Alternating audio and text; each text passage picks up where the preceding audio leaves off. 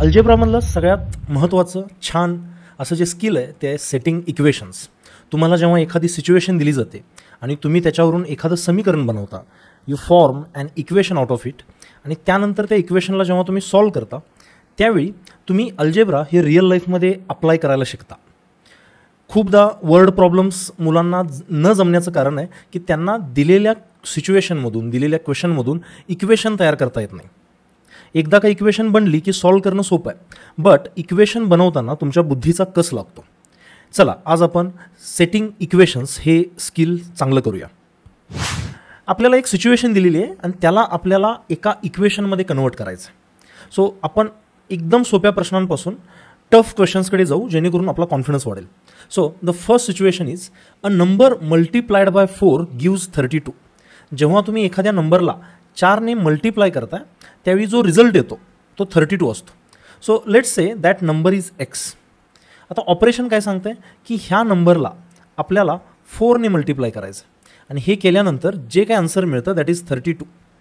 So तुम्ही is equal to sign जेव्हा आणता त्यावेळी तुम्ही एक इक्वेशन बनवलेली आहे. So this is how we form an equation, किंवा ह्याला आपण थोडंसं अजून बेटर वेने लिहू शकतो, that is 4x is equal to 32. And we have already seen how to solve this equation. If we divide with 4 on both these sides, the answer to this question will be equal to 8. But right now we are not interested in this answer. आपल्याला हे पाहायचं आहे की दिलेल्या सिच्युएशनला मी एखाद्या इक्वेशनमध्ये convert करू शकतो का. So let's take the second question. If a certain number is multiplied by 12 then the result is 96. So एक सर्टन नंबर आहे, we don't know which number is that. So अशा नंबरला आपण एक्स असं म्हणू शकतो. सो ह्या नंबरला जेव्हा मल्टिप्लाइड बाय 12 म्हणजे 12ने मल्टिप्लाय करता त्यावेळी आन्सर 96 येतं. So the story is like this. When you multiply 12 and x you get 96. So we have got an equation here. We can solve this, but right now we are more interested in forming the equation. We'll go to the third question. A number is added to 12 gives 55. So आपल्याला एक number माहिती आहे और काढायचा आहे जो 12 मध्ये add केल्यानंतर जो काही रिझल्ट येतो तो 55 येतो. So let's say that number is x. So जेव्हा आपण 12 मध्ये हा नंबर ॲड करतो x, then the answer we get is 55. So आता एक्स काढण्यासाठी आपण दोन्हीकडे 12ने सबट्रॅक्ट करू शकतो आणि त्यानंतर एक्सचं आन्सर हे 33 मिळेल. बट तुम्हाला हे समजू शकतं की how to form an equation. Let's take the fourth question. तुम्ही व्हिडिओला पॉज करा आणि चेक करा की तुम्हाला ही इक्वेशन बनवता येते का. So sum of a number and 13 is 25. एक नंबर आहे त्याची सम म्हणजे ॲडिशन आणि 13 आणि हा नंबर ह्यांची ॲडिशन 25 येते. So the number is let's say x. So x plus 13 is equal to 25. दोन्हीकडे आपण 13ने सबट्रॅक्ट केलं तर आपल्याला एक्स इज इक्वल टू 12 हे आन्सर मिळू शकतं. Now we will increase the level of difficulty. When 6 is subtracted from a certain number the result is 14. So जेव्हा एखाद्या नंबरमधून 6 सबट्रॅक्ट केलं जातं, so how will you write the certain number, let's say that is x. Which thing is correct, 6 minus x और x minus 6? Think about this. So आपल्याला इथं म्हटलं आहे की 6 हे सबट्रॅक्ट करायचं आहे कशातून, तर त्या नंबरमधून. So the correct answer is x minus 6. आणि हे केल्यानंतर आपल्याला जो रिझल्ट मिळतो तो 14 असा मिळतो. So the correct equation is x minus 6 is equal to 14. Going to the next question. If a number is subtracted from 9 the result is minus 5. So इथं जर तुम्ही पाहिलं तर हा नंबर सबट्रॅक्ट करायचा आहे फ्रॉम 9. सो 9मधून हा number we call that as x. So 9 minus x the result is minus 5. सो आपल्याला जर इथं एक्सची व्हॅल्यू काढायची असेल सो आपण दोन्हीकडे 9ने सबट्रॅक्ट करू शकतो. So the answer will be minus x is equal to minus 5 minus 9 और minus x is equal to minus 14 और एक्स इज इक्वल टू 14. जो हा नंबर आहे दॅट इज 14. सो 9मधून जर 14 सबट्रॅक्ट केलं the answer we get is minus 5. Will go to the next question. The result of dividing a number by 7 is 2.5. Now think about this. तुम्हाला ही story visualise होतीये का? The result of dividing a number by 7. So एका नंबरला, let's call this number as x.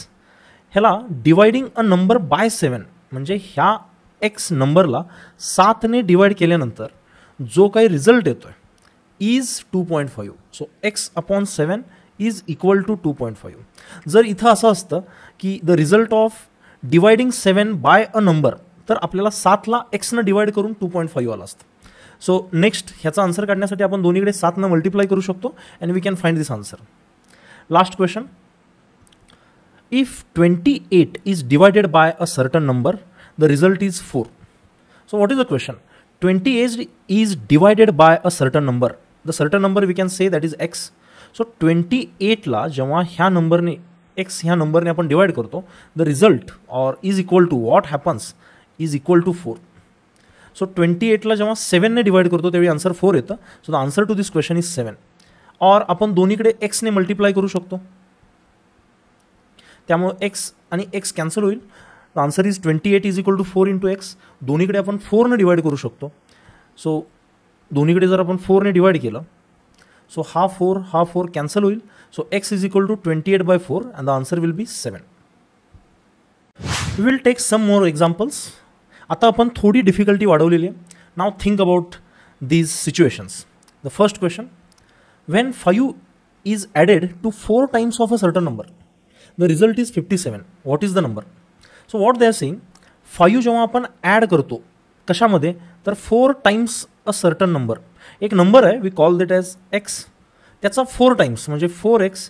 ह्याच्यामध्ये जेव्हा आपण 5 add करतो, आपण एक्समध्ये 5 ॲड नाही करत आहे, त्या एक्सच्या 4 टाइम्समध्ये 5 ॲड करतो. हे केल्यानंतर जे आपल्याला आन्सर मिळतं दॅट इज 57. सो ते विचारत आहेत की what is the number. So आपल्याला इथं एक्सला आयसोलेट करायचं आहे, तरच आपण ही इक्वेशन सॉल्व्ह करू शकतो. सो लेट्स आयसोलेशन करण्यासाठी आपण दोन्हीकडे 5ने सबट्रॅक्ट करू शकतो. सो 4x, जर LHSला 5 सबट्रॅक्ट केलं तर 5 - 5 कॅन्सल होतील आणि इकडं -5 येईल. So 4x is equal to 57 - 5 that is 52. एक्सला अजून आयसोलेट करण्यासाठी आपण दोन्हीकडे 4ने डिवाइड करू. So if you divide with 4 on both the sides, 4ला 4 कॅन्सल होईल. 52/4. So the answer will be 13. इथं जो काही नंबर दिला आहे दॅट इज 13. तुम्ही हे आन्सर करेक्ट आहे का हे पाहण्यासाठी ह्याला रिव्हर्स प्रोसेसमधून पास करू शकता. लाईक 4 टाइम्स अ नंबर, 13चा 4 टाइम असतो 52 आणि त्याच्यामध्ये 5 ॲड केलं, the answer will be 57. So hence the solution is correct. Going to the next question. 4 more than a number is divided by 3 and then multiplied by 2 to give a result of 4. What is the number? आता ही वाक्यरचना और sentence formation थोडं किचकट आहे. So let's break this sentence into small segments and understand it. So इथं असं म्हणतायत की 4 more than a number, let's call that number is x. 4 more than a number म्हणजे ह्या नंबरपेक्षा 4ने जास्त. सो ते कसं लिहू शकतो आपण, तर x + 4 हा काहीतरी नंबर आहे. हा नंबर इज डिवायडेड बाय 3. ह्या नंबरला जो आपल्याला जो नंबर हवा आहे त्याच्यापेक्षा 4ने जास्त असणाऱ्या नंबरला 3ने डिवाइड केलं आहे आणि हे जे काही रिझल्ट आला आहे त्याला आपण मल्टिप्लाय केलं आहे 2ने, मल्टिप्लायड बाय 2. आणि हे सगळं केल्यानंतर द रिझल्ट जो येतोय तो इज इक्वल टू 4 येतोय. So find the number. What is that number? So आपल्याकडे एक इक्वेशन आहे.